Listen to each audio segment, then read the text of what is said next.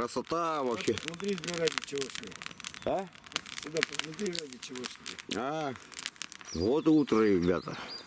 А мы еще не спали. Мы перерабатываем эти тонны, блин, тонны рыбы. И там рыба, и там, и там. Это же все не только поймать, это же все надо еще и переработать, елки-моталки. Вот тебе и утро. Мы еще и не спали. Время у нас, блин, на часах. Видите, блин, сколько время. Рыбы только вон, только еще и посол начинается, блин. Ну уже и уха готовится, все у нас. Это на жарку. Да. Эти на жарку, да. Это время. Птицы поют.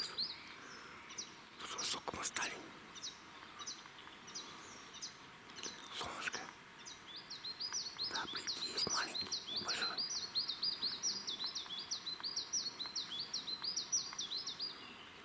Красиво. Солнышко светит ярко, поют птицы. Вот такая вот природа на данный момент. Блики, как всегда, зайчик рядом с нами.